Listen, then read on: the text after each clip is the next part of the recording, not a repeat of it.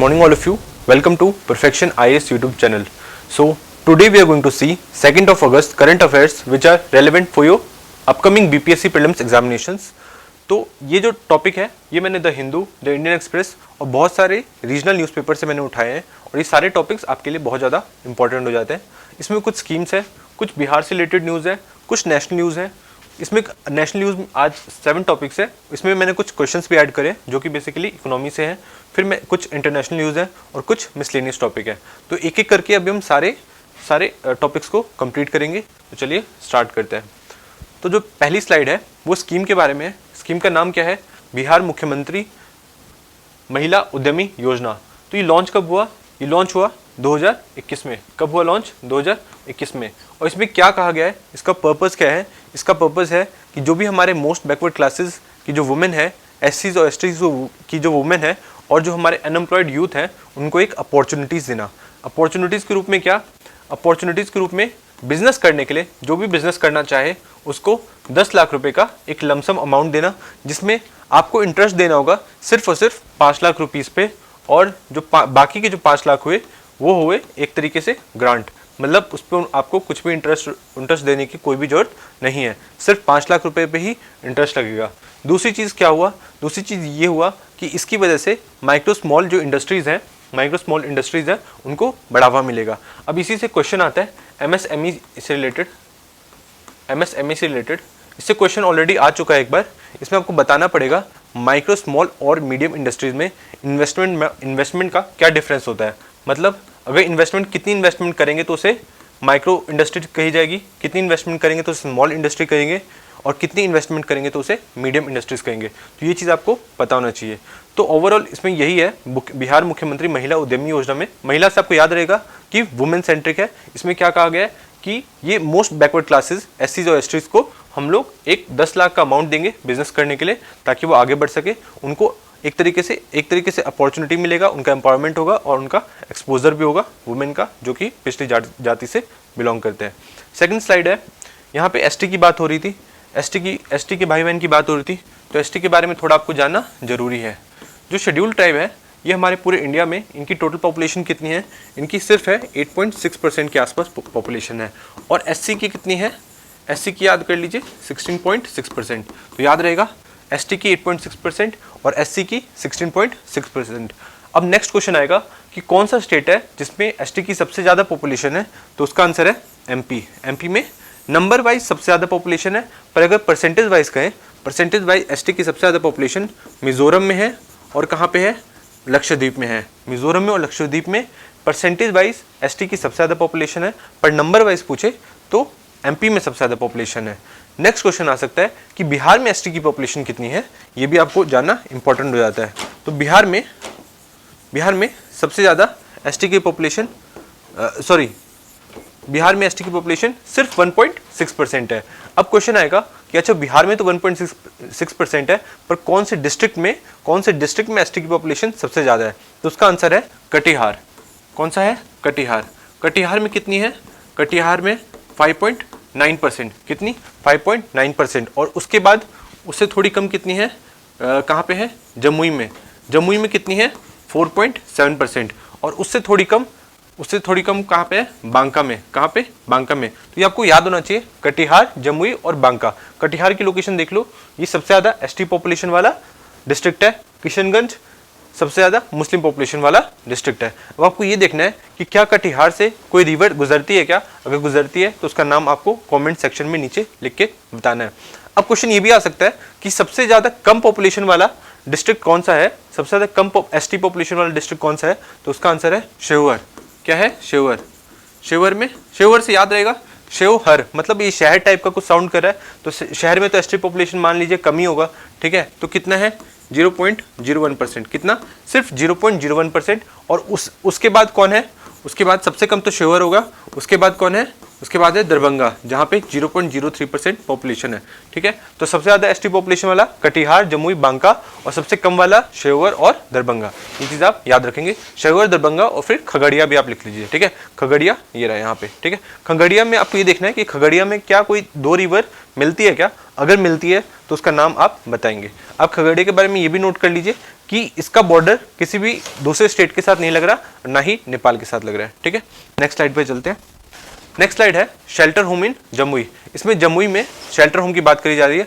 जमुई क्या है? जमुई एक डिस्ट्रिक्ट है। यहाँ पे शेल्टर होम कहाँ पे बात करी जा रही है? नवादी, नवादी करके एक जगह है जो कि चकई ब्लॉक में है और वो जमुई डिस्ट्रिक्ट में है, तो वहाँ पे शेल्टर होम की बात करी जा रही है। कहाँ पे? नवादी में, नवादी चकई ब्लॉक में। ठीक है, याद रहेगा, नवादी चकई ब्लॉक में। इससे पहले भी कुछ शेल्टर होम खुले जा चुके हैं। कहाँ कहाँ पे खुले जा चुके हैं? 4 जगह, पटना में, दरभंगा में, बेगूसराय में और औरंगाबाद में। और इस जो शेल्टर होम है उनको मैनेज कौन करेगा? उसे मैनेज करेगा चाइल्ड प्रोटेक्शन यूनिट, क्योंकि इसमें जो भी इसका डेवलपमेंट किस स्कीम के तहत हुआ है, इसका development chief minister child shelter development scheme के तहत हुआ है।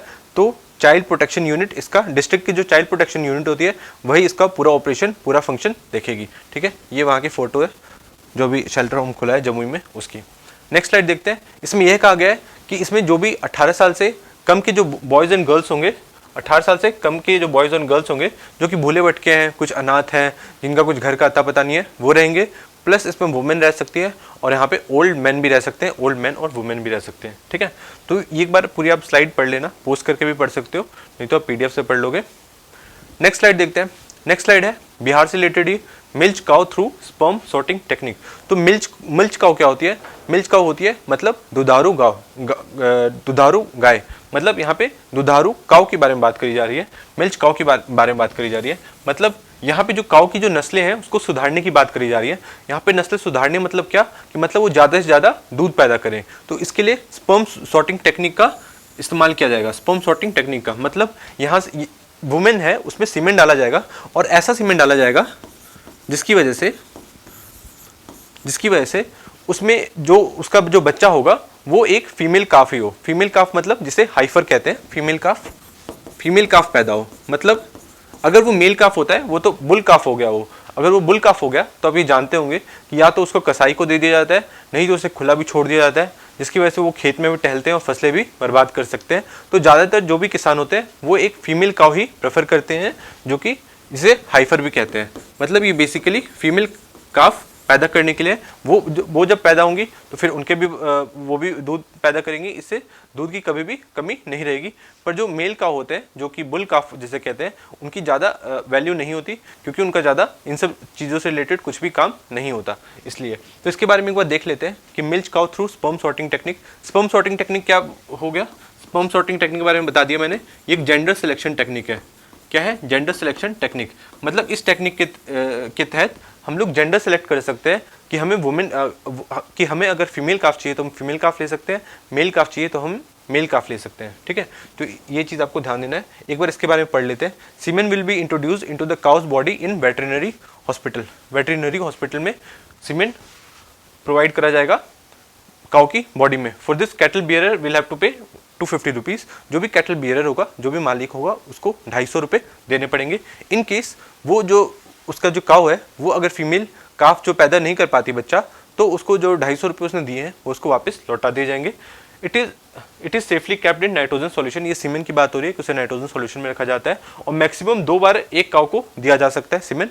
अगर वो उसमें बच्चा पैदा नहीं करती है, जो कि फीमेल काफ हो, अगर वो बाछी, एक तरीके से बाछी बोलते हैं, और जो बुल काफ होता है उसे बछड़ा कहते हैं, अगर वो बाछी पैदा नहीं करती है तो उस केस में उसके सारे अमाउंट जो है वो रिटर्न कर दी जाएंगे। तो नेक्स्ट स्लाइड पे चलते हैं। तो ये चीज़ आपको पूरा समझ में आ गया। तो एक बार नेक्स्ट स्लाइड देख लेते हैं। नेक्स्ट स्लाइड है ग्रॉस एनवायरनमेंट प्रोडक्ट इंडेक्स। तो जैसे आपके पास क्वेश्चन आएगा ग्रॉस एनवायरनमेंट प्रोडक्ट इंडेक्स ये कौन से स्टेट में लॉन्च हुआ है, तो इसका आंसर होगा यूके। यूके मतलब उत्तराखंड। यूनाइटेड किंगडम नहीं है भाई, उत्तराखंड। यही इंडिया का एक अकेला स्टेट है जहाँ पे ग्रॉस एनवायरनमेंट प्रोडक्ट इंडेक्स भी देखा जाता है। मतलब ये भी अभी हाल फिलहाल में 1-2 साल पहले ही स्टार्ट हुआ है, और इसमें अभी जो रिसेंट डेटा आया है, जो कि ऐसे रफ डेटा है, उसमें बताया गया कि 0.9% इंप्रूवमेंट हुआ है। मतलब एक तरीके से पॉजिटिव इंप्रूवमेंट ही है, ज़्यादा नहीं है पर थोड़ा बहुत है। तो पर ये एक अकेला स्टेट है जहाँ पे ये पहले स्टार्ट करी गई है। ग्रॉस एनवायरनमेंट प्रोडक्ट इंडेक्स क्या है? जैसे कि जीडीपी होता है। जीडीपी का क्या होता है? जीडीपी से हम इकोनॉमी का स्ट्रेंथ पता करते हैं, मतलब इकोनॉमी कैसी चल रही है, अच्छी चल रही है कि अच्छी चल रही है मतलब पॉजिटिव साइड में चल रही है कि नेगेटिव साइड में चल रही है, मतलब उतनी अच्छी नहीं चल रही है। तो ग्रॉस एनवायरनमेंट प्रोडक्ट इंडेक्स भी यही बताएगा कि आपका जो एनवायरनमेंट है वो कैसा चल रहा है, मतलब बढ़िया चल रहा है, मतलब हम उसको ज़्यादा पोल्यूट तो नहीं कर रहे। तो एक तरीके का पैमाना टाइप का ये तय करेगा। इसके तहत क्या होगा, ये हमने क्यों स्टार्ट किया, ये हमने इसलिए स्टार्ट किया क्योंकि जैसे कि जीडीपी, जैसे हर चीज़ की कोई वैल्यू होती है, हम इकोनॉमिक में वैल्यू लगाते हैं, तो वैसे ही एनवायरनमेंट की भी तो कोई वैल्यू होती होगी ना। फॉर एग्जांपल जो हम क्लीन एयर ले रहे हैं, क्लीन वाटर ले रहे हैं, समझ लीजिए कि क्लीन एयर या क्लीन वाटर हमें नहीं मिले तो उसकी वजह से हमें बीमारी होगी। अगर बीमारी होगी तो उसको हमें ठीक करना पड़ेगा, या अगर बीमारी नहीं होगी तो उससे बचने के लिए भी प्रिकॉशन करने पड़ेंगे। तो ये सारी चीज़ें जो हम लोग करते हैं तो इसमें भी तो कुछ पैसे खर्च हो रहे हैं। मतलब जो हमें क्लीन एयर और क्लीन वाटर मिल रहा है इसकी भी कोई इकोनॉमिक वैल्यू है, इससे ये चीज़ तो साबित हो जाती है। तो ये जो ग्रॉस एनवायरनमेंट प्रोडक्ट इंडेक्स है इसी चीज़ पे फोकस करता है कि जो हमारा एनवायरनमेंट है उसकी भी एक इकोनॉमिक वैल्यू है, तो उसी के बेसिस पे यह पूरा इंडेक्स बनाया गया है। इसका जो सबसे पहले इसके बारे में किसने बताया था, इसके बारे में सबसे पहले बताया था रॉबर्ट कोस्टांजा ने 1997 में, जो कि एक इकोलॉजिस्ट थे। ठीक है, अब इसके बारे में एक बार थोड़ा पढ़ लेते हैं। ये first introduced by ecological economist Robert Costanza in 1997। इतना फैक्ट आपको याद करने की जरूरत नहीं है, बस आप इतना याद कर लो कि ग्रॉस एनवायरनमेंट प्रोडक्ट इंडेक्स कहाँ लॉन्च हुआ है, वो हुआ है उत्तराखंड में। Is the first and the only state, सिर्फ एक अकेला यही स्टेट है जहाँ पे ये चीज़ हो रहा है। सेकंड, इसके बारे में पॉइंट क्या लिखा हुआ है कि gross environment product is a measure of the value of ecosystem service and natural capital with in an economy. ठीक है, मतलब एक जो एनवायरनमेंट है उसकी भी तो कोई इकोनॉमिकल वैल्यू है ना। हो सकता है कि कहीं पे ज़्यादा पॉल्यूशन हो और तो वहाँ पे उतनी ज़्यादा उसकी मतलब ग्रॉस एनवायरनमेंट प्रोडक्ट जो है होगा उसका कम होगा, क्योंकि वहाँ पे पॉपुलेशन ये सब ज़्यादा है, पॉपुलेशन ज़्यादा है, पॉल्यूशन ज़्यादा है। ठीक है, और जहाँ पे ज़्यादा साफ सफाई होगी तो वहाँ पे ग्रॉस एनवायरनमेंट प्रोडक्ट भी इंडेक्स भी थोड़ा ज़्यादा होगा, उसकी वैल्यू भी थोड़ी ज़्यादा होगी। It quantifies the contribution of ecosystem to economic activity. या पढ़ लेना, बेसिकली वही बात करी गई है कि एनवायरनमेंट की भी कोई इकोनॉमिकल वैल्यू होती है। सेकंड टॉपिक है नेशनल न्यूज़ में ही सेकंड टॉपिक है anti conversion law in UP. इसके बारे में मैंने आपको कल बताया था, आज फिर बता देता हूँ क्योंकि बिल पास हो चुका है। इसमें कहा गया है कि अगर कुछ भी कन्वर्जन होता है तो सिर्फ अब, पहले क्या था 2021 में भी एक कानून था, उसमें कहा गया था कि जो भी ब्लड रिलेशन वाले होंगे, मतलब माँ बाप बेटा भाई, हस्बैंड नहीं, माँ बाप बेटा भाई, इवन एडॉप्टेड चाइल्ड भी होगा, वो भी कंप्लेन कर सकेगा अगर कोई भी कन्वर्जन हुआ है तो। पर अब क्या कह दिया गया है कि कोई भी कंप्लेन कर सकता है। सेकंड चीज में क्या डाल दी गई है कि रिग्रेस पनिशमेंट 20 साल की कम से कम केस में, और ज़्यादा से ज़्यादा केस में लाइफ इम्प्रिजनमेंट भी बता दिया गया है। मतलब अब लाइफ इम्प्रिजनमेंट भी हो सकती है अगर आप कन्वर्जन करते हुए पाए गए तो। बेसिकली यही न्यूज़ है। आगे बढ़ते हैं। तो अगर क्वेश्चन आएगा कि रिसेंटली कौन से स्टेट में एंटी कन्वर्जन लॉ लागू करा गया है, तो उसका आंसर होगा यूपी। बस आप इतना याद कर लो। और सेकंड मैक्सिमम ये चीज़ पूछा जा सकता है कि पॉइंट दिया जा सकता है कि इसमें मैक्सिमम पनिशमेंट लाइफ इम्प्रिजनमेंट की है, तो ये भी आंसर सही होगा। ठीक है, नेक्स्ट टॉपिक देखते हैं। नेक्स्ट टॉपिक है नेशनल न्यूज़ से ही इन्फ्लेशन के बारे में। तो इन्फ्लेशन एक स्टैटिक का पार्ट है, तो अभी हम करंट अफेयर्स में सिर्फ उतना पढ़ेंगे जिससे कि हमारे क्वेश्चन सॉल्व हो जाए और एक उसका ऊपर से व्यू लेते हुए चलेंगे। ठीक है, तो न्यूज़ क्या था, न्यूज़ कुछ और था, यूएस से रिलेटेड था।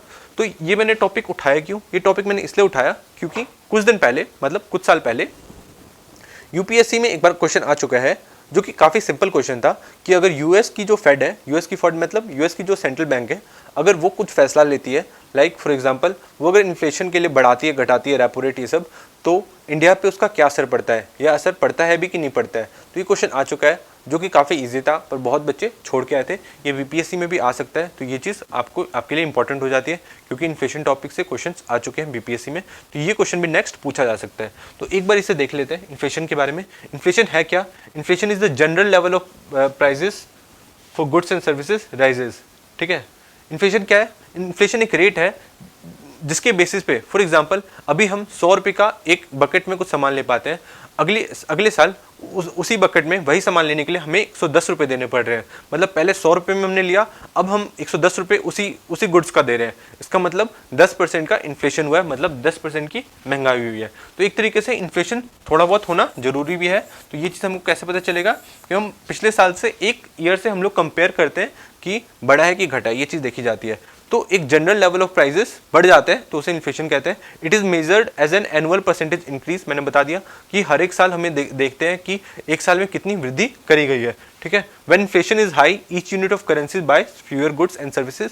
सेम चीज मैंने कही कि जब इन्फ्लेशन बढ़ता है तो जो हमारी करेंसीज होती है उसकी वैल्यू घट जाती है। मतलब 100 रुपए की वैल्यू अब घट गई, अब हो सकता है 90 रुपए की हो गई। मतलब 110 रुपए में जो सामान आता था पहले, 100 रुपए में जो सामान आता था अब वो 110 में आ रहा है। मतलब जो कल हम 100 रुपए में खरीद पा रहे थे आज हम वो 100 रुपए में खरीद नहीं पा रहे, मतलब करेंसी की वैल्यू घट गई। तो यही ओवरऑल इन्फ्लेशन में है। इन्फ्लेशन के बारे में और कुछ देख लेते हैं। इन्फ्लेशन के बारे में देख लेते हैं कि इन्फ्लेशन कितने टाइप के होते हैं। तो ब्रॉडली 3 टाइप के होते हैं, और भी टाइप के हो सकते हैं, जैसे इसे आप मॉनेटरी इन्फ्लेशन भी कह सकते हो, जो कि डिमांड पुल इन्फ्लेशन का ही पार्ट है। पर एक ब्रॉड व्यू में जो हम पढ़ते हैं उसमें पढ़ते हैं demand pull inflation, cost pull inflation और बिल्ट इन और वेज इन्फ्लेशन। तो एक एक बार देख लेते हैं हम लोग और फिर इसके बाद हम कुछ क्वेश्चन सॉल्व करेंगे ताकि हमारा पूरा कॉन्सेप्ट क्लियर हो जाए। तो फर्स्ट टॉपिक है डिमांड पुल इन्फ्लेशन। तो डिमांड पुल इन्फ्लेशन क्या है कि when the demand for goods and services in an economy exceeds their supply. For example कि एक जगह है, मतलब एक प्लेस है और वहाँ पे बहुत ही अमीर लोग हैं, मतलब सबके पास ही पैसे हैं। तो जो वहाँ का शॉपकीपर होगा क्या वो सस्ते में सामान बेचेगा? क्या नहीं बेचेगा, क्योंकि खरीदने वाले बहुत हैं और सप्लाई बहुत कम है। एक ही शॉपकीपर है वहाँ पे, मतलब अगर वो 50 की बेच रहा है तब भी लोग खरीद सकते हैं, अगर वो 70 की बेचेगा तब भी कोई ना कोई आराम से खरीद लेगा, क्योंकि वहाँ पे लोगों के पास पैसे हैं।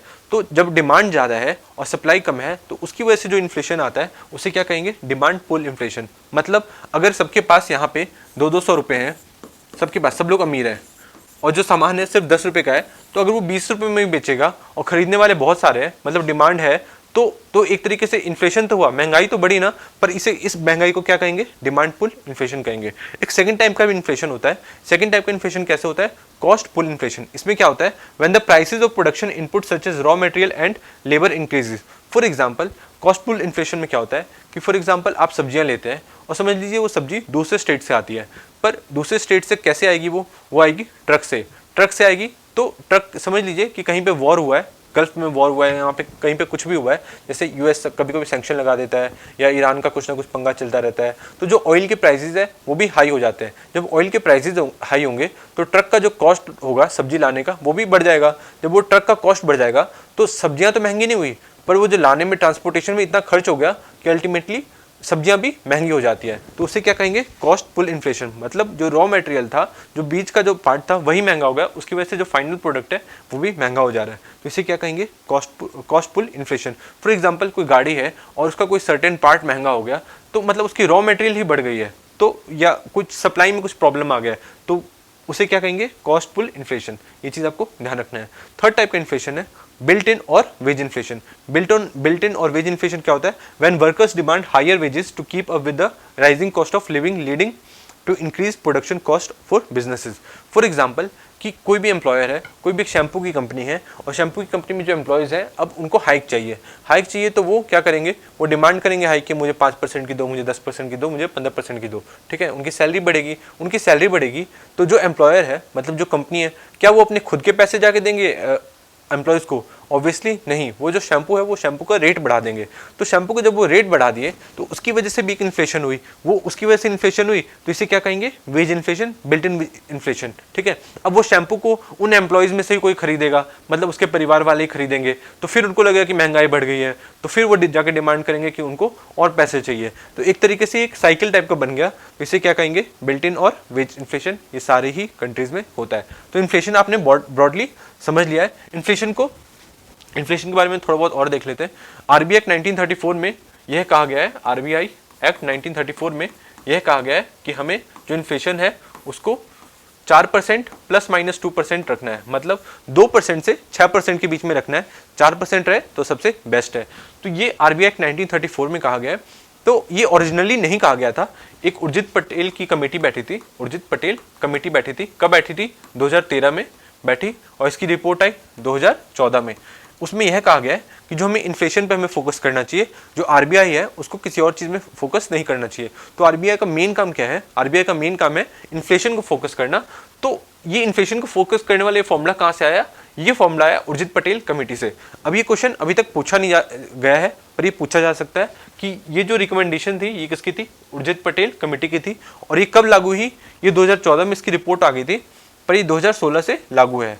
अब क्या होता है, आरबीआई सिर्फ इन्फ्लेशन पे फोकस करती है और दूसरी चीज़ों पे, फालतू चीज़ों पे ज़्यादा ध्यान नहीं देती। सिर्फ उसका काम यह है कि इन्फ्लेशन उसको मैनेज करके रखना है, ना इन्फ्लेशन ज़्यादा होने देना है, ना इन्फ्लेशन कम होने देना है। और इन्फ्लेशन के बारे में एक ये भी चीज़ है कि हर एक कंट्री में इन्फ्लेशन होना थोड़ा बहुत ज़रूरी होता है। अगर इन्फ्लेशन नहीं हुआ तो एक तरीके से कंट्री का बेड़ा गर्क हो सकता है, वो डिफ्लेशन में जा सकती है, जो कि इन्फ्लेशन से भी ज़्यादा खतरनाक है। ठीक है, तो आरबीआई 2034 में मैंडेट करती है टू टारगेट इन्फ्लेशन। गवर्नमेंट क्या यूज करती है, फिशल पॉलिसी, मतलब गवर्नमेंट जो भी पॉलिसी यूज करते हैं उसे हम क्या कह देते हैं, उसे बस हम एक जनरल भाषा में कहते हैं फिशल पॉलिसी। और RBI uses monetary policies. Monetary policies में क्या, अगर आपने इकोनॉमी पढ़ी है, स्टैटिक पढ़ा है, तो आपको पता होगा, for example CRR, SLR, repo rate, ये सब तरीके की कुछ चीज़ें यूज़ करती हैं आरबीआई, ताकि वो इन्फ्लेशन को कंट्रोल कर सके। और गवर्नमेंट क्या कर सकती है, गवर्नमेंट जैसे उसको चाहिए कि ज़्यादा से ज़्यादा लोगों के पास पैसे हो, तो ऐसे ऐसे स्कीम चलाएगी कि जैसे अभी आपने 10 लाख वाली स्कीम पढ़ी है, तो मतलब एक तरीके से ज़्यादा से ज़्यादा अगर गवर्नमेंट चाहे तो ज़्यादा से ज़्यादा पैसे दे सकती है लोगों को। ज़्यादा पैसे होंगे उनके पास तो ज़्यादा चीज़ें खरीदेंगे, ज़्यादा चीज़ें खरीदेंगे तो इकोनॉमी भी उसी हिसाब से बढ़ेगी। तो ये गवर्नमेंट और आरबीआई एक तरीके से टीम की तरह काम करती है। वो डिसाइड करती है कि कहीं महंगाई ज़्यादा तो नहीं हो रही है। महंगाई ज़्यादा हो रही होती है तो क्या करते हैं वो लोग, अगर इन्फ्लेशन बहुत ज़्यादा बढ़ जाता है तो वो लोग कॉन्ट्रैक्शनरी मॉनेटरी पॉलिसी फॉलो करते हैं। अगर महंगाई कम होती है, अगर उनको, जैसे कोरोना का टाइम आया था, तो कोरोना के टाइम पे बहुत सारे अलग अलग टाइप के पैकेजेस स्टार्ट किए गए थे कि बैंक का लोन ले लो, आपको बिल्कुल भी ज़्यादा भी इंटरेस्ट देने की जरूरत नहीं पड़ेगी। तो इस टाइप की जो पॉलिसीज होते हैं उसे क्या कहते हैं, expansionary monetary policy. Expansionary monetary policy मतलब एक्सपेंशन हो जाता है, मतलब भर भर के पैसे दिए जाते हैं, मतलब लोगों के हाथ में पैसे दिए जाते हैं, इकोनॉमी के अंदर, इकोनॉमी में पैसे डाले जाते हैं, मतलब जो मार्केट चल रहा होता है, मार्केट में पैसे डाले जाते हैं, तो उसे एक्सपेंशनरी कहते हैं। जब मार्केट से पैसे निकाले जाते हैं, मतलब बैंक अपने पास, आरबीआई अपने पास कर लेती है, तो उसे कॉन्ट्रैक्शनरी मनी पॉलिसी कहते हैं। ठीक है, तो फिशल पॉलिसी क्या होता है, फिशल पॉलिसी अपनी अपनी स्कीम चला के गवर्नमेंट कर सकती है, अलग अलग टाइप की इनकी भी चीज़ें होती हैं। ठीक है, ये बॉन्ड जारी कर सकते हैं, बहुत सारी चीज़ें होती हैं, बॉन्ड मार्केट से ले भी लेते हैं आरबीआई के थ्रू। तो ये इनके डिफरेंट तरीके होते हैं, मॉनेटरी पॉलिसी आरबीआई के डिफरेंट तरीके होते हैं। तो ये ओवरऑल पूरा टॉपिक था। तो आप समझ गए होंगे इन्फ्लेशन के बारे में। अब कुछ क्वेश्चन देख लेते हैं। क्वेश्चन है, which of the following is the primary cause of demand pull inflation. Demand pull inflation के बारे में मैंने आपको बता दिया कि जब आपके पास पैसे ज़्यादा है और सप्लाई कम है, मतलब मनी तो है आपके पास पर सप्लाई कम है, डिमांड है पर सप्लाई कम है। तो अब देख लेते हैं इसके ऑप्शन क्या क्या है। Which of the following the primary cause of demand pull inflation, increase in production cost. Production का कॉस्ट बढ़ गया, तो भाई ये तो जम नहीं रहा। ठीक है, इंक्रीज इन कंज्यूमर डिमांड, हाँ कंज्यूमर का डिमांड बढ़ गया, ये था, तो इसको भी रखते हैं, अभी कुछ टिक नहीं करेंगे। नेक्स्ट पढ़ते हैं option, decrease in money supply, मतलब मनी सप्लाई घट गई। तो ऐसा नहीं था, वहां पे तो लोगों के पास पैसे थे ना, मतलब उनके पास तो इनफ मनी था, जब भी तो डिमांड था, तो मतलब ये तो गलत होगा, नहीं, डिक्रीज इन मनी सप्लाई नहीं होगा। डिक्रीज इन कंज्यूमर स्पेंडिंग, मतलब कंज्यूमर स्पेंड कम कर रहा है, ऐसा भी नहीं है, मतलब लोग डिमांड तो कर रहे हैं ना, तो ये भी गलत होगा। तो इसका सही आंसर क्या है, इंक्रीज इन कंज्यूमर डिमांड, मतलब कंज्यूमर की जो डिमांड है वो ज्यादा है पर सप्लाई कम है, तो उसे क्या कहेंगे, डिमांड पुल इन्फ्लेशन। ये टॉपिक हो गया कंप्लीट, ये क्वेश्चन हो गया कंप्लीट। सेकंड है, which of the following measures is typically used to combat high inflation. High inflation के लिए क्या मेजर यूज करा जाता है, ये है डिक्रीजिंग इंटरेस्ट रेट। अब देखो स्टैटिक का थोड़ा भी आपने पढ़ा होगा तो ये आंसर आप सॉल्व कर लोगे, इंटरेस्ट रेट को घटा दिया जाएगा। अच्छा, इसमें क्या कहा गया है, which of the following measure is typically used to combat high inflation. High inflation है मतलब, हाई इन्फ्लेशन है मतलब मार्केट में पैसे हैं और मार्केट से पैसे को निकालना है। ठीक है, यहाँ पे मार्केट को पैसे को निकालना है मार्केट से, तो डिक्रीज इन इंटरेस्ट रेट, अगर आप इंटरेस्ट रेट घटा दोगे तो ज़्यादा से ज़्यादा लोग बैंक से लोन लेंगे, बैंक से लोन लेंगे तो ज़्यादा पैसे होंगे उनके पास, पर हमें तो मार्केट से पैसे घटाने थे ना, तो ये तो गलत हो जाएगा।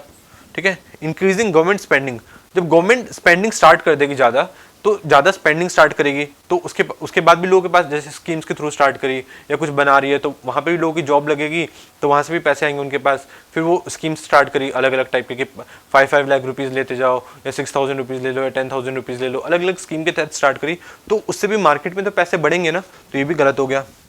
Increasing interest rate, interest rate बढ़ा देगी तो क्या होगा, बैंक से लोन लेने वाले लोग हो जाएंगे कम, मतलब बैंक, जैसे मुझे कार लोन निकलवाना है, कार लोन लेना है, कार लेनी है तो कार लोन लेना है, और अगर इंटरेस्ट रेट ज़्यादा है तो मैं कार नहीं लूँगा। अगर कार नहीं लूँगा तो एक तरीके से मार्केट में जो पैसे थे, मतलब जो कार लोन मैं लेने वाला था वो मैं नहीं लूँगा, मतलब मार्केट में कम पैसे आएंगे, मतलब मार्केट से पैसे निकाले जा रहे हैं। तो हाई इन्फ्लेशन कॉम्बैट करने के लिए क्या करेंगे, इंक्रीजिंग इंटरेस्ट रेट और रिड्यूसिंग टैक्सेस। रिड्यूसिंग टैक्सेस होगा क्या, अगर टैक्सेस घट जाएंगे तो लोगों के पास हाथ में ज़्यादा पैसे रहेंगे, हाथ पैसे रहेंगे तो उससे भी इन्फ्लेशन बढ़ेगा, घटेगा नहीं। ठीक है, तो इसका सही आंसर क्या है, increasing interest rate. Next slide देखते हैं। नेक्स्ट स्लाइड में भी कुछ क्वेश्चन है, ये भी क्वेश्चन देख लेते हैं, ये भी इन्फ्लेशन से रिलेटेड है। What is the term used to describe inflation that results from a sustained increase in general price level of good and services over time. ठीक है, अब ये देख लो, बहुत इंटरेस्टिंग है। What is the term used to describe inflation that result from sustained increase in general price. ये तो वही है ना कि जनरल प्राइस जब बढ़ती है तो उसे क्या कहते हैं, उसे इन्फ्लेशन ही कहते हैं। तो ये मतलब अलग ही, ये तो बहुत सिंपल ही क्वेश्चन था, इसमें कुछ दिमाग लगाने वाला है ही नहीं। ये है next question, which of the following is not a common consequence of high inflation. High inflation के होने की वजह से ये कोई कॉमन कॉन्सिक्वेंस नहीं है। क्या नहीं है? Decreasing purchasing power, purchasing power घट जाती है। इंक्रीजिंग कॉस्ट ऑफ लिविंग, ठीक है, कॉस्ट ऑफ लिविंग बढ़ जाती है। ठीक है, इंक्रीजिंग सेविंग, सेविंग बढ़ जाती है। Uncertainty in business environment. पहले तो ये देखो, डिक्रीजिंग परचेजिंग पावर, इन्फ्लेशन की वजह से डिक्रीजिंग पावर बढ़ जाती है क्या, घट जाती है क्या? तो हमने क्या देखा था, इन्फ्लेशन जब ज्यादा हो जाएगा, महंगाई हो जाएगी, तो करेंसी की वैल्यू घट जाएगी। तो ये तो ठीक है, ये तो ठीक है, मतलब ये तो सही है, ये तो कॉन्सिक्वेंस है। इसमें क्या बोला, इज नॉट अ कॉन्सिक्वेंस, मतलब कॉन्सिक्वेंस नहीं है, ये देखना है, ये तो कॉन्सिक्वेंस है। ठीक है, सेकंड है increased cost of living, cost of living बढ़ जाएगी क्या? तो ऑब्वियसली बढ़ जाएंगी, क्योंकि करेंसी की वैल्यू ही घट जाएगी। ठीक है, तो अब आपको वहां पे रहने के लिए ज़्यादा पैसे भी देने पड़ जाएंगे। ठीक है, तो इंक्रीज कॉस्ट ऑफ लिविंग, ये भी एक कॉन्सिक्वेंस है। थर्ड है इंक्रीज्ड सेविंग्स, क्या सेविंग्स इंक्रीज हो जाएगी? तो आप सोचोगे सेविंग्स कैसे इंक्रीज होगी? ठीक है, इन्फ्लेशन जब बढ़ जाएगा, महंगाई बढ़ जाएगी, तो सेविंग कैसे इंक्रीज होगी? सेविंग तो इंक्रीज नहीं होगी ना, सेविंग तो आपके पास जो सेविंग के पैसे थे वो भी चले जाएंगे। तो ये तो इसका आंसर नहीं लगता है। ठीक है, मतलब ये तो इसका कॉन्सिक्वेंस नहीं है। फोर्थ क्या है, uncertainty in business investment, business environment investment में अनसर्टेनिटी तो होगी, ये एक कॉमन कॉन्सिक्वेंस है। तो इसमें क्या बोला था, is not a common consequence, तो इसका आंसर होगा इंक्रीज्ड सेविंग। मतलब हाई इन्फ्लेशन होने की वजह से, हाई इन्फ्लेशन होने की वजह से हमारी सेविंग थोड़ी बढ़ेगी, सेविंग तो हमारी जाएगी, मतलब सेविंग में जो पैसे थे वो भी चले जाएंगे। तो ये चीज़ आपको ध्यान रखना है। अगर ये क्वेश्चन दोबारा समझ में नहीं आया तो थोड़ा सा आप पीछे जाओ, 2 मिनट का पीछे करो और फिर से इस क्वेश्चन को देखो, आपको आ जाएगा। नेक्स्ट रीड है, नेक्स्ट चीज़ है, देखो ये जो क्वेश्चन है ना, अगर आपका स्टैटिक पार्ट थोड़ा भी मजबूत है इकोनॉमी का तो आप कर सकते हो, नहीं तो इकोनॉमी में जो मैंने करंट अफेयर्स में थोड़ा बहुत जो भी बताया इन्फ्लेशन के बारे में, तो वह करके भी आप इन क्वेश्चन को सॉल्व कर सकते हो। और ये फ्री के नंबर है, ये आपसे छूटने नहीं चाहिए। और देखो इकोनॉमी भी बढ़ती ही जा रही है बीपीएससी में। ठीक है, तो आपको इस चीज़ पर ध्यान देना है कि इकोनॉमी के क्वेश्चन आते जा रहे हैं, तो जो ईजी क्वेश्चन है वो आपसे ना छूटे। नेक्स्ट स्लाइड पर जाते हैं। नेक्स्ट स्लाइड है विंडफॉल टैक्स। तो विंडफॉल टैक्स के बारे में आप याद कर लो कि जब भी अनएक्सपेक्टेड गेन हो, मतलब आपने एक्सपेक्ट नहीं किया हो, और वहां पे जैसे फॉर एग्जांपल कहीं पे समझ लो किसी को सोने की खदान मिल गई, तो उसे अनएक्सपेक्टेड गेन हुआ ना, जैसे रिलायंस को ऑयल मिल गया था, ठीक है, अभी कुछ साल पहले, तो क्या हुआ, सरकार ने उस पर विंडफॉल टैक्स लगा दिया। मतलब अगर आपको अनएक्सपेक्टेड गेन हो किसी भी वजह से, किसी भी अनएक्सपेक्टेड कंडीशन, जैसे कि वॉर हो गया या कुछ हो गया, या एकदम से कुछ मिल गया ऐसा आपको जहां से आपको बहुत ज़्यादा फायदा होने लगा एकदम से, जितना आपने खुद भी एक्सपेक्ट नहीं किया था, तो उसे अनएक्सपेक्टेड गेन कहेंगे। उस केस में क्या लगेगा, विंडफॉल टैक्स लगेगा। ठीक है, इस चीज़ को आपको एक बार ध्यान देना है। ठीक है, विंडफॉल टैक्स के बारे में यही जानना था। इससे रिलेटेड एक क्वेश्चन देख लेते हैं। क्वेश्चन क्या है, windfall tax is levied on regular income of individuals. क्या रेगुलर जो इनकम होती है इंडिविजुअल्स की, क्या उस पर लगता है क्या? इसमें भाई रेगुलर इनकम की तो बात ही नहीं है, उस पर तो नॉर्मल टैक्स लगेगा, विंडफॉल टैक्स उस पर क्यों लगेगा? तो इसका आंसर है गलत। सेकंड है unexpectedly high profits earn by companies due to extraordinary circumstances. तो भाई सीधा आंसर है अनएक्सपेक्टेड गेन्स की वजह से तो था ये, जो एक्स्ट्राऑर्डिनरी सिचुएशन की वजह से कुछ ज्यादा प्रॉफिट होने लग गया तो विंडफॉल टैक्स लगेगा। Inheritance received from deceased relatives, नहीं ये नहीं है। Goods and services purchase from international market, ये भी नहीं है। ये तो भाई टैक्सेस हैं। ठीक है, ये अनएक्सपेक्टेड जब गेन हो तो विंडफॉल टैक्स लगेगा। ठीक है, नेक्स्ट स्लाइड देखते हैं। नेक्स्ट स्लाइड है ideas for life portal. Ideas for life portal है। ठीक है, ये लॉन्च किसने किया? ये हमारे यूनियन मिनिस्टर है, जो कि एनवायरनमेंट के जो यूनियन मिनिस्टर है भूपेंद्र यादव, उन्होंने लॉन्च किया है। इसमें क्या कहा गया है, इसमें ये जो यूथ्स है इन्होंने उनको प्रोत्साहन दिया है ताकि आप अलग अलग टाइप की इनोवेशन लाओ ताकि हम लाइफ को सपोर्ट कर पाएँ। लाइफ क्या है, मिशन लाइफ क्या है, यहाँ पे लाइफस्टाइल फॉर एनवायरनमेंट है, मतलब लाइफस्टाइल फॉर एनवायरनमेंट। इसे किसने लॉन्च किया था? इसे लॉन्च किया था, मतलब एक तरीके से जो हमारे यूनियन मिनिस्टर हैं वो कह रहे हैं कि हमें नए नए टाइप की इनोवेशन करनी है ताकि हम एनवायरनमेंट को सपोर्ट कर पाएँ। एनवायरनमेंट को सपोर्ट करेंगे ताकि हम सस्टेनेबल हैबिटेट की तरफ अग्रसर हो सके। ठीक है, तो लाइफस्टाइल फॉर एनवायरनमेंट को सपोर्ट करने के लिए ideas for life portal launch करा गया है। आइडियाज फॉर लाइफ पोर्टल किसके लिए लॉन्च किया गया? Lifestyle for environment. इसको किसने लॉन्च किया था? इसको लॉन्च किया था प्राइम मिनिस्टर मोदी ने। कब किया था इसे? किया था COP26 COP26 कहाँ हुआ था? COP26 हुआ था यूके के ग्लासगो में, ठीक है, यूके ग्लासगो 2021। मतलब 2021 में यूके में जो कॉप की जो मीटिंग हुई थी, कॉप मतलब एनवायरनमेंट की जो मीटिंग हुई थी, एनवायरनमेंट से रिलेटेड जो मीटिंग होती है यूनाइटेड नेशन की, उसे कॉप कॉन्फ्रेंस ऑफ पार्टीज कहते हैं। वो कॉप कॉन्फ्रेंस ऑफ पार्टीज 26 में जो कॉन्फ्रेंस ऑफ पार्टी 26 जो कि यूके में ग्लासगो में हुई थी ईयर 2021 में, वहाँ पे lifestyle for environment prime minister Modi ने लॉन्च किया था। ये एक तरीके से मिशन है जिससे मतलब पूरी दुनिया के लोग जुड़ सकते हैं।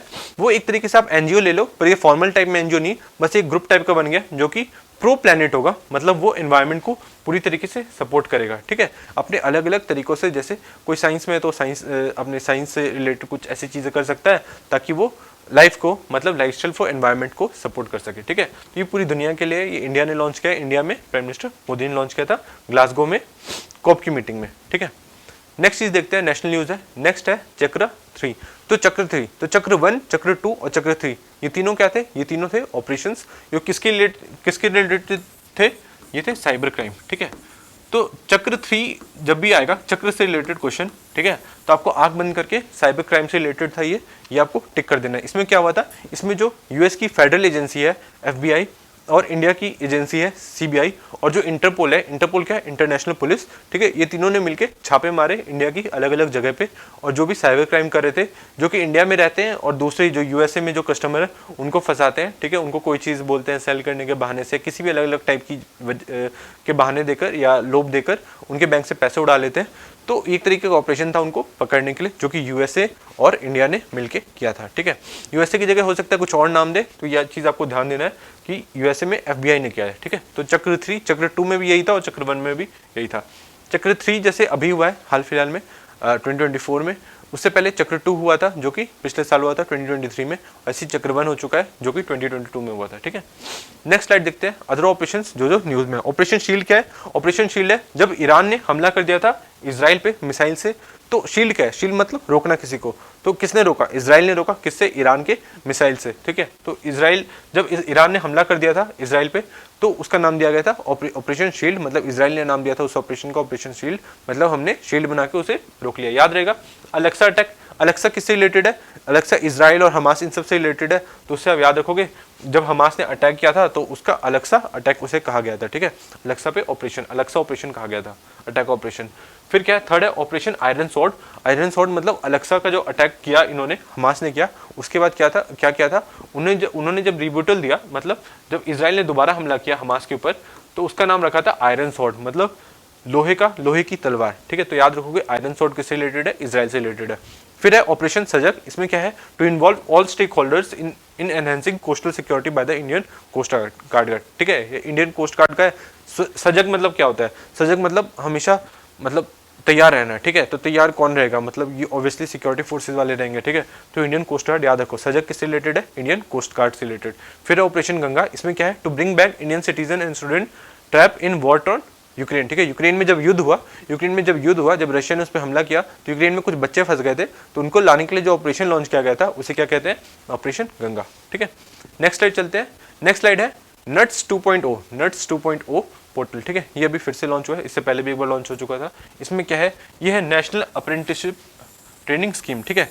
अब इसमें क्या है? अप्रेंटिसशिप से आप याद रखोगे ये इंटर्नशिप का एक बड़ा भाई है, ठीक है। इसमें क्या होता है? जैसे हम लोग इंटर्नशिप करते हैं, मतलब हम लोग कंपनी में जाके काम करते हैं, तो वैसे ही अप्रेंटिसशिप होता है। इसमें क्या होता है? इसमें क्या होता है कि आपको कंपनी की तरफ से सर्टिफिकेट मिलता है और स्टाइपेंड में भी कुछ रुपए आपको मिलते रहते हैं। इसमें क्या करा गया है? इसमें करा इसलिए गया है ये चीज़ क्योंकि अभी गवर्नमेंट ज़्यादा फोकस करी है कि जो भी हमारे जो बच्चे हैं जो कि यूनिवर्सिटीज़ में पढ़ रहे हैं, तो यूनिवर्सिटी में देखा यह गया है कि वो पढ़ते कुछ कोर्स तो कुछ और करते हैं और उनकी नौकरी किसी और चीज़ में लगती है, ठीक है। तो ये चीज़ बहुत ज़्यादा देखा जा रहा था, तो इसके लिए उनको एक बार पता होना चाहिए कि इंडस्ट्रीज़ में एक्चुअली चल क्या रहा है। तो उनके लिए ये है कि वो नट्स पोर्टल के थ्रू जाके अलग अलग कंपनीज में एक तरीके का अप्रेंटिसशिप करते हैं, उसके लिए उनको स्टाइपेंड भी मिलेगा और वो काम भी कर सकते हैं। तो इससे उनको फ़ायदा होगा, उसे इंडस्ट्रीज के बारे में भी पता चलेगा कि क्या चीज़ें कैसे चलती है। तो ये एक तरीके से इंटर्नशिप का ही समझ लो, तो इसमें स्टाइपेंड भी मिलता है, ठीक है। तो these apprenticeships are undergoing training in various sectors such as IT, ITS,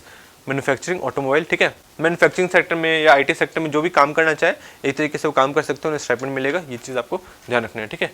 ये चीज़ आप एक बार पूरा पढ़ लेना, ये सिंपल सी चीज़ है। नेक्स्ट स्लाइड देखते हैं। नेक्स्ट स्लाइड है इस्माइल हानिए, ठीक है। इसके बारे में मैंने आपको कल भी बताया था, पर ये इंपॉर्टेंट है आपको, इसलिए याद रखना है। कुछ नाम बहुत ज़्यादा इंपॉर्टेंट होने वाले हैं, जैसे कि ईरान की जो न्यू प्रेसिडेंट है उनके बारे में मैंने आपको कल बताया था, कल की वीडियो में, आप उस वीडियो को देखेंगे। वो जो नाम है आपको याद होना चाहिए और उसका नाम आप कमेंट में ही बताएंगे। इसका नाम मैं फिर से बता देता हूँ, इस्माइल हानिए। ये कौन है? हमास के चीफ। कौन? हमास के चीफ, ठीक है। तो क्वेश्चन आएगा इस्माइल हानिए का कनेक्शन किससे है? तो ये हमास के चीफ थे, ठीक है। हमास कहाँ पे एक्टिव था? हमास एक्टिव है गाजा में, ठीक है। हाउतीज के बारे में पता होना चाहिए, हाउतीज कहाँ एक्टिव है? हाउतीज एक्टिव है यमन में। कहाँ पे? यमन में। और एक हिजबुल्ला है। ये तीनों सेपरेट ग्रुप है। बहुत लोग ऐसे हैं जो कंफ्यूज कर जाते हैं, उनको पता ही नहीं रहता कि ये तीनों अलग अलग चीज़ है। वो लोग समझते हैं कि तीनों सेम चीज़ है। हिजबुल्ला कहाँ एक्टिव है? लेबनान में। लेबनान कहाँ है? इसराइल के नॉर्थ साइड में, आप मैप में देखोगे, और लेबनान की कैपिटल क्या है? बेरूट, ठीक है। तो हिजबुल्ला वहाँ पे एक्टिव है, ठीक है। तो हिजबुल्ला का चीफ कौन है उसके बारे में आपको ज़्यादा भी याद रखने की जरूरत नहीं है। हिजबुल्ला से भी रिलेटेड एक इंपॉर्टेंट न्यूज़ है, वो हम आगे देखेंगे। तो भी इस्माइल हानिए का आप देख लोगे, ये हमास का चीफ था, ठीक है। अब ये मर चुके हैं, ठीक है। अभी नितिन गडकरी भी अभी शामिल हुए थे, ईरान के प्रेसिडेंट थे, उनकी स्वेरिंग सेरेमनी थी वहाँ पे, ये भी वहाँ पे गए हुए थे, पर इनको इसराइल ने वहाँ पे ख़त्म कर दिया, मिसाइल से इन पर हमला कर दिया और ये मर चुके हैं। अब नेक्स्ट स्लाइड देख लेते हैं। इसको यूएसए जो है आतंकवादी मानता था, बट इंडिया इन्हें टेररिस्ट नहीं मानता था, ठीक है। नेक्स्ट न्यूज़ है निकोलस मदुरो के बारे में। निकोलस मदुरो कौन है? ये है नए प्रेसिडेंट। इनके बारे में मैंने आपको बताया था, नए प्रेसिडेंट कहाँ के? वेनेजुला के। तो नाम आपको पता होनी चाहिए, जो जो इंपॉर्टेंट न्यूज़ है, ठीक है। करंट अफेयर्स में यही आता है, आपसे पूछ लेगा कि ये किससे रिलेटेड है, तो आपको पता होना चाहिए निकोलस मदुरो वेनेजुला से रिलेटेड है। वेनेजुला बहुत ज़्यादा न्यूज़ में रहता है। क्यों न्यूज़ में? इसलिए भी रहता है क्योंकि यूएसए ने उस पर सैंक्शन लगा रखे हैं और इसके पास 18% ऑफ वर्ल्ड ऑयल है, ठीक है। वो और जितने भी ऑयल रिजर्व है पूरे वर्ल्ड में, उसका जो 18% है वो वेनेजुला से है। और उसका इंपोर्ट एक्सपोर्ट कहाँ से होता है? उसका इंपोर्ट एक्सपोर्ट होता है यहाँ पे लेक मराकाइबो से। लेक मराकाइबो क्या है? बहुत इंपॉर्टेंट लोकेशन है, वेनेजुला के बारे में आएगा तो इसके बारे में पक्का आ सकता है। लेक मराकाइबो क्या है? ये एक पोर्ट है। क्या है? ये एक लगून पोर्ट है। ऑयल पोर्ट कैसे कहेंगे? ऑयल पोर्ट है, मतलब यहाँ से ऑयल का आदान प्रदान होता है। लेक मराकाइबो के बारे में क्या एक और चीज़ है कि एक लगून लेक है। क्या है? लगून लेक है। इसके बारे में एक और चीज़ कही जा सकती है कि ये लाइटनिंग कैपिटल ऑफ अर्थ है, मतलब यहाँ पे बहुत ज़्यादा लाइटनिंग होती है, लाइटनिंग कैपिटल ऑफ अर्थ है। और इसके बारे में एक और चीज़ है कि biggest lake of, largest lake of south America, ठीक है। Largest lake of south America में है, अमेरिका है, अमेरिका का सबसे बड़ा लेक है, ठीक है।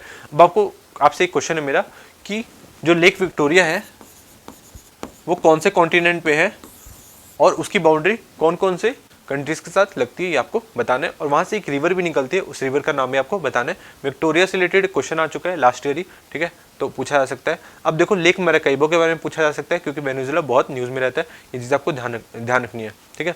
वेनेजुला से रिलेटेड कुछ चीज़ें और देख लो। वहाँ पे एक ग्रासलैंड है, उसका नाम क्या है? लानोस। तो क्वेश्चन आएगा कि लानोस क्या है? तो लानोस एक ग्रासलैंड है। कहाँ का? वो है वेनेजुला का एक ग्रासलैंड। और वहाँ पे एक रिवर है, कौन सी रिवर? Orinoco river. यहाँ पे देखो इसका नाम भी दिया हुआ है, ओरिनोको रिवर, ओरिनोको रिवर। और ओरिनोको रिवर पे ही एक वाटरफॉल है जो कि दुनिया के सबसे हाईएस्ट वाटरफॉल है, उसका नाम है एंजल वाटरफॉल। क्या नाम है उसका? Angel waterfall, which is on Orinoco river in Venezuela. ये आपको ध्यान रखना है। और लानोस क्या है? एक ग्रासलैंड है वेनेजुला का, ठीक है। तो इसके बारे में आपको अच्छी तरीके से पता चल गया। नेक्स्ट स्लाइड देखते हैं।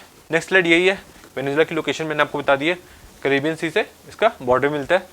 ये है पनामा कैनाल, ठीक है। पनामा कैनाल से वेनेजुला का लिंक नहीं है और ये साउथ अमेरिका का पार्ट है, ये चीज़ आप देख लो, ठीक है। ऊपर नॉर्थ अटलांटिक, ये south Atlantic ocean. Next slide है फुआद शुक्र। फुआद शुक्र क्या था? अब देखो ये नेम से रिलेटेड आपको याद होनी चाहिए वेनेजुला के प्रेसिडेंट का नाम, ठीक है, इस्माइल हानिए, जो कि हमास के प्रेसिडेंट थे, ठीक है, हमास के चीफ थे, ठीक है। वैसे ही प्रिगोजिन, जो कि प्रिगोजिन कौन था? प्रिगोजिन था रशिया की जो प्राइवेट आर्मी है वैगनर ग्रुप, वहाँ का चीफ, जो कि अब मर चुका है। ऐसी फुआद शुक्र है, ये भी अब नहीं रहे, ठीक है। ये एक टॉप कमांडर था। और इसका लिंक किससे है? इसका लिंक है हिजबुल्ला से। किससे लिंक है इसका? हिजबुल्ला से। हिजबुल्ला कहाँ एक्टिव है? वो है लेबनान में, और लेबनान की कैपिटल क्या है? बेरूट। इनको बेरूट में ही मार गिरा दिया गया, ठीक है। नेक्स्ट स्लाइड है इंटरनेशनल में नहीं, इसे मिसलेनियस में लिख लो, यहाँ से इसको मिसलेनियस कर लो। मिसलेनियस में क्या है, IS प्रीति सिंह। IS प्रीति सिंह कौन है, ये न्यू चेयरमैन बनी है, कहाँ की बनी है, यूपीएससी की न्यू चेयरमैन बनी है। ये आपको पता ही होगा कि जो भी यूपीएससी के जो चेयरमैन थे तो उन्होंने इस्तीफा दे दिया 5 साल पहले ही, उनके 5 साल बचे हुए थे, ठीक है। तो अभी आपको पूरा, अभी इस पर कुछ क्वेश्चन है। यूपीएससी का जो चेयरमैन होता है उसकी वो कब तक, मतलब कितने साल तक सर्व कर सकता है, ठीक है, कितने साल तक सर्व कर सकता है ये आपको बताना है। और आपको ये बताना है क्या यूपीएससी कॉन्स्टिट्यूशनल बॉडी है। सेकंड चीज़ आपको ये बताना है कि इसको अपॉइंट कौन करता है। तो चलो मैं ये आपको बताया, तो इसको अपॉइंट करते हैं कौन, प्रेसिडेंट अपॉइंट करते हैं। और इनको अगर इनको इम्पीच करना हो, मतलब इनको हटाना हो, रिमूव करना हो, तो उनको रिमूव भी कौन करेगा, प्रेसिडेंट, ठीक है। तो ये सारी चीज़ आपको पता होनी चाहिए यूपीएससी। और आपको ये भी बताना है क्या यूपीएससी के चेयरमैन को अपॉइंट करने में अपोजिशन का भी कुछ रोल होता है कि नहीं होता है, ये भी आपको याद रखना है, ठीक है।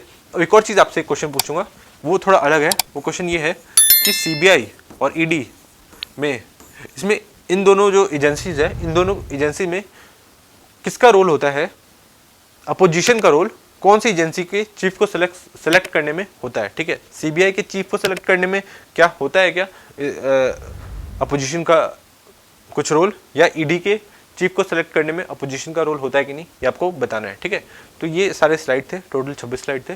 तो मैं ये चीज़ फील करता हूँ कि ये पूरी स्लाइड्स पढ़ने के बाद आपको जरूर कुछ ना कुछ सीखने को मिला होगा, और आपकी क्लैरिटी भी पहले से ज़्यादा बढ़ गई होगी, और आपका कॉन्फिडेंस भी थोड़ा पहले से ज़्यादा बढ़ गया होगा। So thank you so much.